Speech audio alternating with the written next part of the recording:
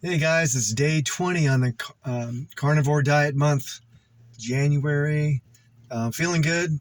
Today I just got in my truck just a little bit ago, riding the Black Beast today on a 52-mile bike ride. Um, Felt super strong today.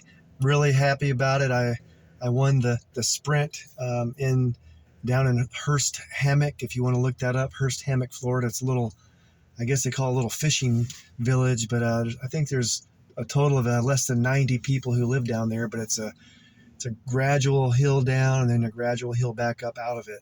So a great ride today.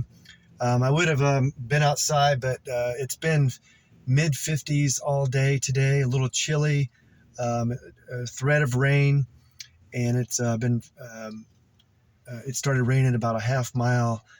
Um, my last half mile to get back to my truck. So last night I got home. I felt a little hungry, and I knew I was going to be pushing to the limits today. Yeah, as a matter of fact, that winning that sprint, I was maxed out of my heart rate for about a good 5 minutes, nearly 170 beats per minute. But I still had strength and still going, and I wore everybody out, so they couldn't catch me there at the end. So yeah, I had 4 eggs and some the last piece of beef bacon last night for dinner. Got up super early this morning, and out of the door by about 6 o'clock to get on this the 50-mile ride. It starts at 7. So today's kind of a short. I just want to tell about the performance today, because a lot of people think, okay, you got to do like this carb loading and all this. I used to be one of those too. If I was going to do a bike ride that night, I'd make sure I had some pasta and some French bread with all that stuff to make sure I got enough carbs so I could carb load, and so then I could really go out on Saturday and then have all this energy. Yeah, it's really not true. It may be people still think it's true though. Still people to this day think that that's what you need to do. But once you get fat adapted, probably most of that ride today felt so strong that I was in a fat burning mode most of the day, with probably maybe just 10 to 15% of the time that I had to really go hard. So all is well with that. That's about all I have today. Just want to talk about the performance factor of this carnivore diet.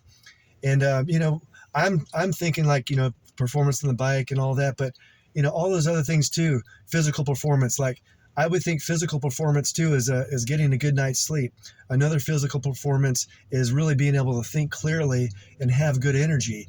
I have all of those too, but when you really want to go out there and push, whether you're pushing weights, whether you're going to push on a really hard on a bicycle, or do a little bit longer walk than you're used to. All of those things are performance-based, athletic sorts of things. So just depends on which level you're at. I've been riding bikes for, really riding for over 30 years. So I've kind of been there, done that with this. So I've built up to these levels.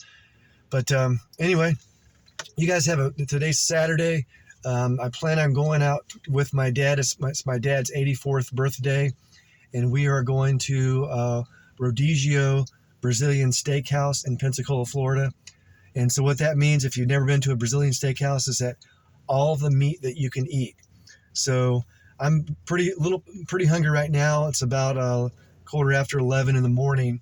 I'll probably get a few eggs, and then we're going to eat at, I think we have reservations at 4 o'clock today. So I'll be basically stuffing myself with all the meat that I can tonight.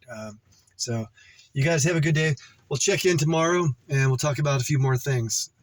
Get out there, eat some meat, and push yourself.